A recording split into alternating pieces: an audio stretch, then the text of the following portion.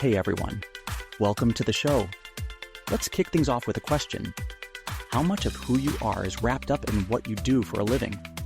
Are you an engineer, a teacher, a marketer? But then, what happens if that job title just isn't relevant anymore? Right, Josh, and nobody wants to sit around pondering their professional identity, to be honest. But maybe we kinda have to. That's basically the whole idea behind the Adaptation Advantage, the book we're diving into today. Precisely.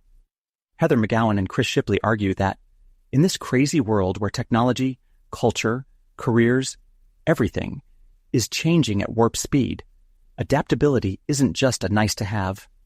It's crucial. They say it starts with ditching those fixed ideas about who we are and really leaning into lifelong learning, empathy, and creativity to stay ahead of the curve. Okay, so my carefully constructed professional self is about to get a total revamp. Got it. But what about the bigger picture, How do we navigate this tsunami of change in the real world? That's exactly what we're talking about today. We're going to hit on three main themes from the book. First, we'll explore why adaptability is like your ultimate superpower in this age of constant change.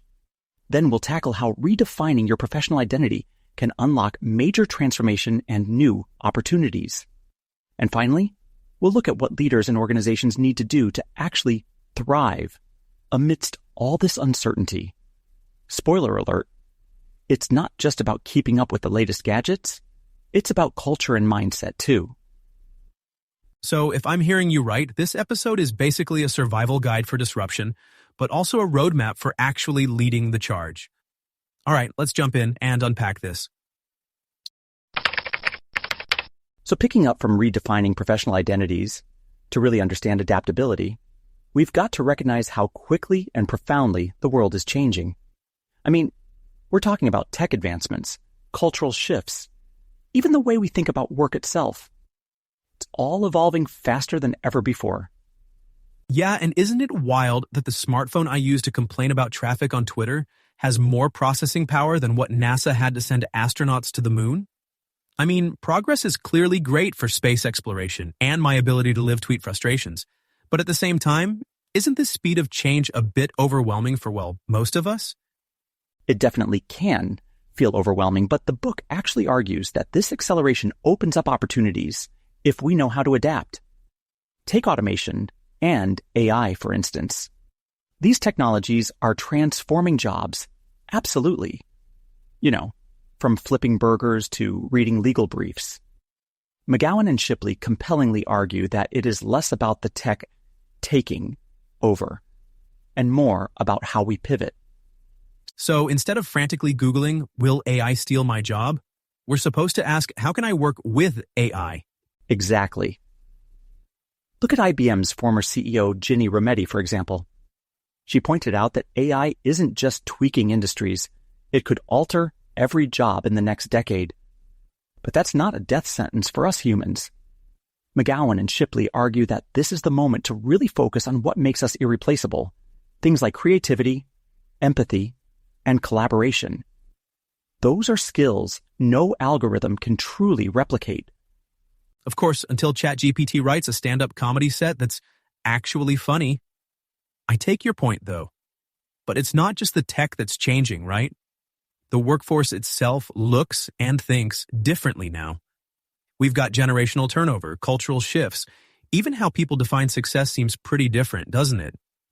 Absolutely. And this is where cultural adaptation really matters. Globalization and diversity are really front and center. For example, did you know that nearly 40% of children in the U.S. are born outside of marriage? Or that discussions around non-binary gender identities are reshaping so much about how we approach inclusion in the workplace? These aren't just numbers. They're really signaling a need for workplaces to rethink how they support employees. Right, because organizations that handle diversity well aren't just ticking HR boxes.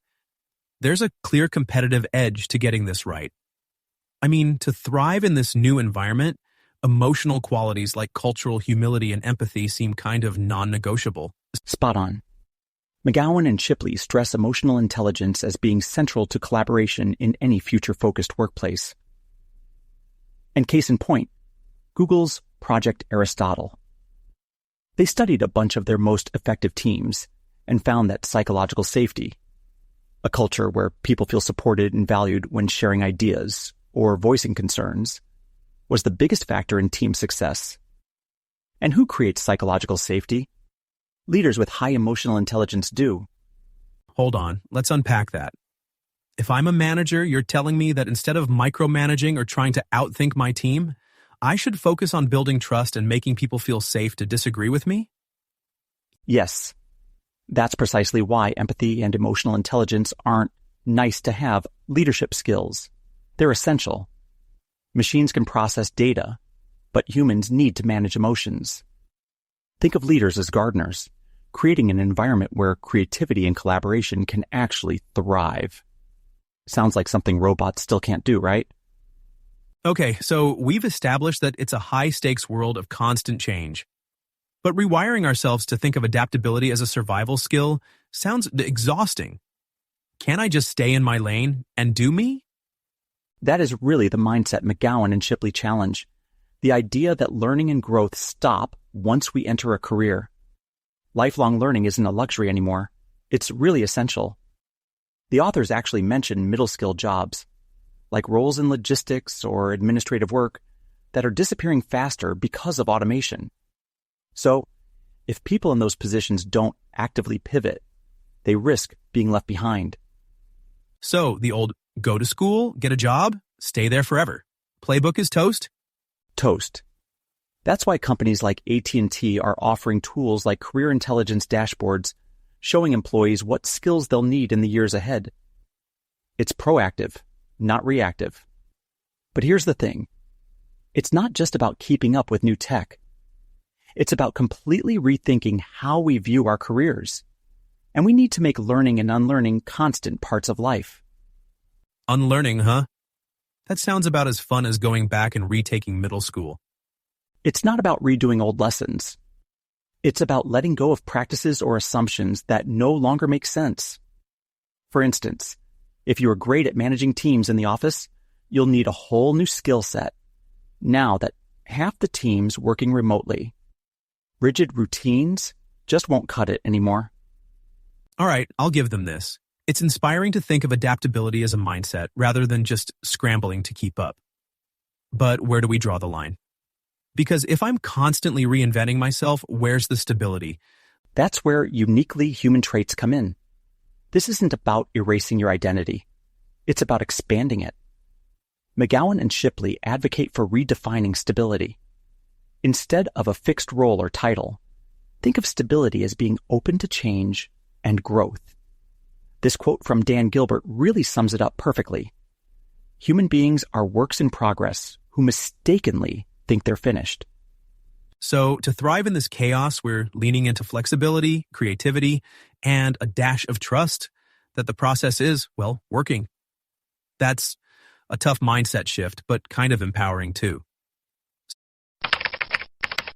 So, in the Adaptation Advantage, one of the most transformative ideas, I think, is about redefining our occupational identity.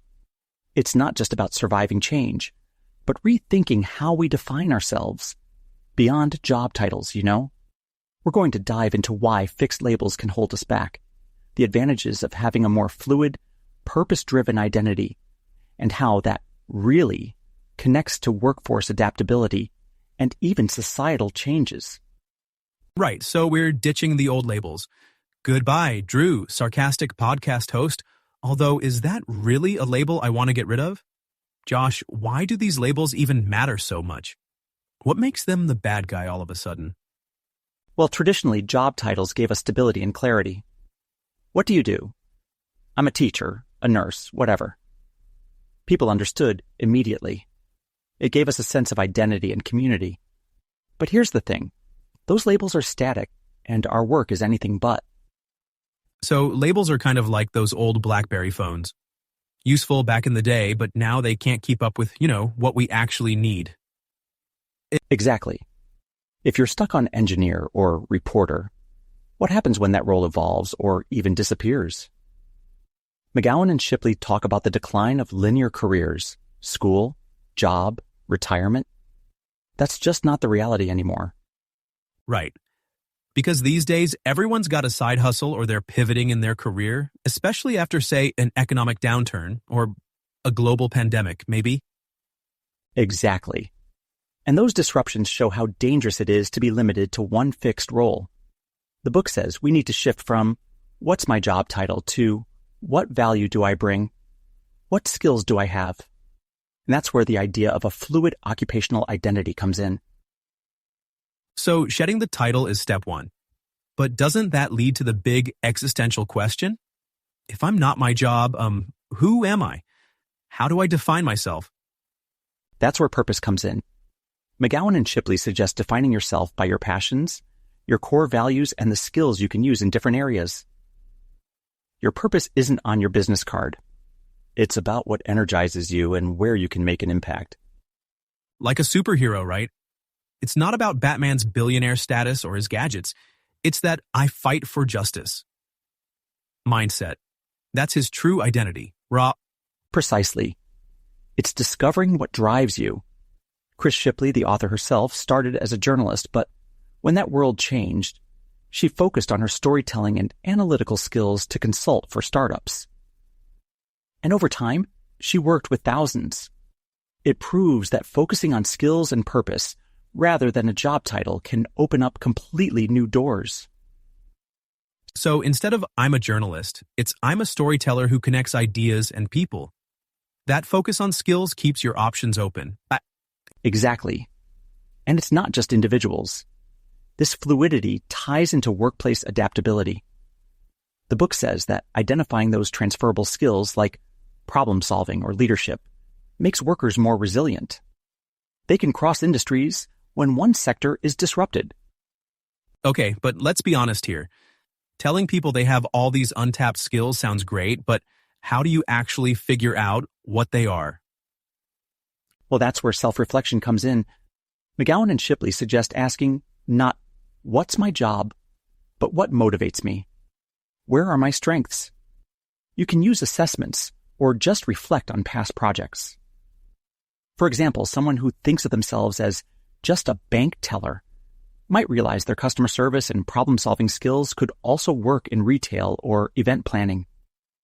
So it's like digging up treasure you didn't even know you had. But where's the map? The map comes with curiosity and trying new things. Annalee Killian, a leadership expert mentioned in the book, says that we discover our purpose over time, through iteration and trial. Think of it as a process, not an epiphany. Okay, that's a little less intimidating. But I'm still wondering, how does all this rethinking individual purpose connect to the bigger cultural shifts happening? It's deeply connected. Just as individuals have to be flexible, society is rethinking old norms. For example, recognizing non-binary gender identities is reshaping cultural expectations and workplace policies. It's inclusive, and it parallels the need for fluidity in our professional identities. And workplaces that don't adapt, they're just setting themselves up to fail, right? Exactly. The book says the future belongs to the adaptable, individuals and organizations. Companies that allow employees to pivot, experiment, and grow will succeed. It all comes back to adaptability. So moving from the idea of fixed identities to, like, unlocking a dynamic, learning mindset, let's zoom in on human-centric leadership and how organizations become more agile. Redefining what you do isn't the whole story. If folks need to adapt to survive, what about the companies they're working for? And crucially, what should leaders be doing to guide their teams through all this change? Okay, so we're diving into leadership now, Let me guess, those old-school my way or the highway bosses with their iron grip and rigid 5-year plans are officially dinosaurs, am I right? You nailed it. Leadership has totally evolved. Now you see the best leaders with authenticity, emotional intelligence, and vulnerability. Qualities that, honestly, resonate much more when things feel uncertain. Take Carol Leaman, CEO of Axonify, who McGowan and Shipley talk about. She's a champion of radical transparency. She doesn't just shout the company's wins from the rooftops. She openly shares the losses and even lets employees grill her with unfiltered questions in open forums. It's that kind of openness that builds trust and a sense of safety among the team. Things leaders can't afford to ignore in a rapidly changing workplace. Hold on a sec. I get the idea of radical transparency, but I can also picture some scenarios where that could go south pretty quick. What happens when you have to break some bad news? Could being that open ever backfire on you? That's a valid point. But when transparency is paired with accountability, it's more likely to build resilience, not tear it down. Lehman's method works because it's genuinely her being authentic. By opening up about both successes and failures, she's showing her team that setbacks are okay, as long as they're used for learning and growth. When you create that kind of atmosphere, people feel empowered to pitch bold ideas or take calculated risks, knowing they won't be penalized if things don't go as planned.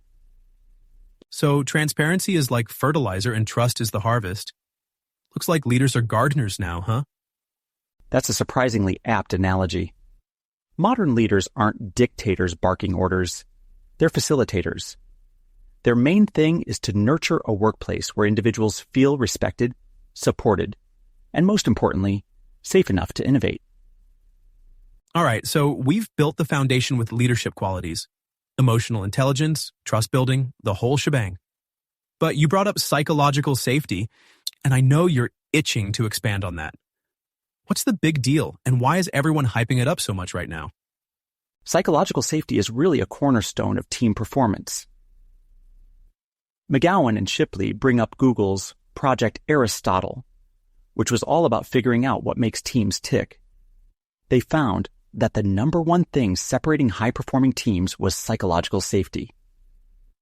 It's basically, can employees speak up, admit mistakes, and float new ideas without fearing embarrassment or getting slammed?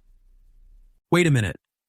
So it's not necessarily the smartest people or the top performers who make a team successful, but the ones who feel most comfortable throwing their ideas out there. Exactly. Picture this. You've got a team packed with the world's brightest minds, but every time someone gets an idea, they keep quiet, worried they'll be laughed at, dismissed, or just ignored. It doesn't matter how talented each person is. If the team can't collaborate or trust each other, they're sunk. But when everyone feels empowered to speak up, creativity explodes, debates become productive, and solutions start pouring out, even when things get really tough. All right, but let's not ignore a potential problem here. What about power dynamics? If I'm the one calling the shots, people might think twice before challenging me or disagreeing, regardless of how much psychological safety I think I've built. That's such a valid point. Unchecked power really can mess with psychological safety.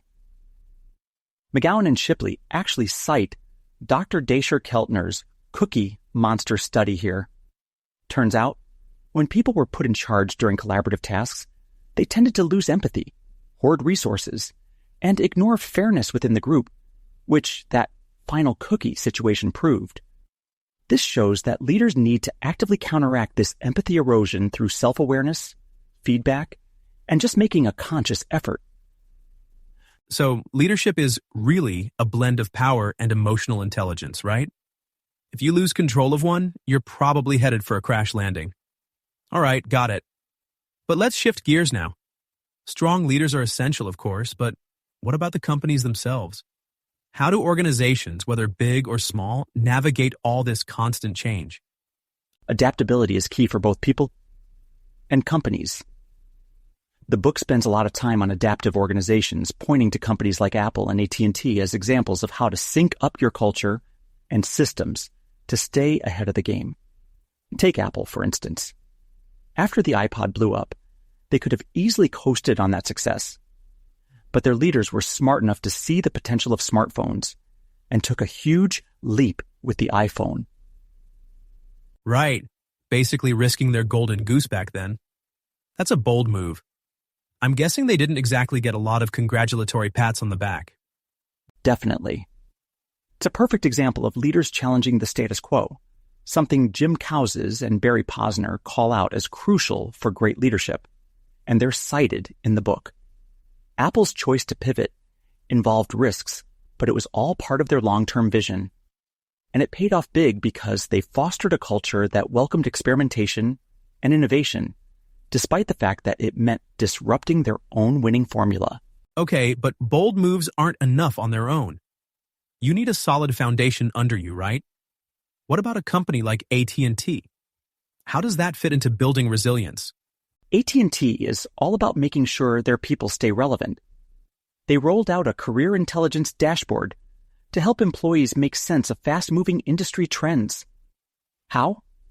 By helping them identify in-demand skills and even predicting salary ranges for emerging roles. So, say you're in customer service and you want to switch to project management or data analytics. The dashboard gives you personalized learning to make it happen.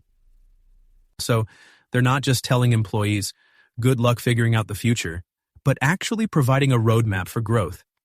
Makes sense, but how effective is that across a huge company? It's a huge stride toward resilience, both for the individual and the company as a whole. Foresight like this lets companies flip disruption into opportunity. But AT&T isn't only focused on technical skills. They also emphasize purpose and culture. Here is where Simon Sinek's "Start with Why" really comes into play. When companies connect their goals to a strong mission, employees feel invested not just in their jobs, but in the bigger pictures. So it's more than just a paycheck or keeping up with the latest trends. It's about having a sense of meaning in all the chaos. Exactly. Apple and AT&T's success shows that if you balance innovation, agility, and purpose, you won't just weather the storm of disruption. You'll actually turn it into a chance to shine. These companies prove that human-centric leadership combined with adaptive systems is the ultimate power couple in a world that's constantly changing. Okay, Drew. So as we come to the end, let's quickly summarize the key lessons from the Adaptation Advantage. Firstly, adaptability. It's really the ultimate superpower in today's fast-changing world. And it all begins with letting go of those fixed job titles and really adopting a learning mindset. Secondly, we talked about how redefining what we do, focusing on the skills we can transfer, and our sense of purpose allows us to flourish in ever-changing environment, both professionally and personally. And finally, we looked at how leaders and organizations that value trust, psychological safety, and innovation driven by purpose actually become incredibly resilient and powerful. Yeah, Josh. And if I had to pick one takeaway, it would be this. The whole idea of stability is being redefined. It's no longer about holding on to what we already know, but about really trusting in what we're capable of becoming. It's not just a way to survive. It's an invitation to grow, right? Precisely. This book really encourages us to stop seeing change as a threat, but rather as a chance to reinvent ourselves. And it all starts with asking ourselves some tough questions. Who am I beyond my job title? What unique value can I bring to something bigger than myself? And how can I evolve to meet a future that we're still writing the script for? All right, everyone, there you have it. Whether you're thinking about your own career or leading others through uncertain times, adaptability isn't just another buzzword. It's how you thrive when everything feels chaotic. The real question now is, what are you going to do next?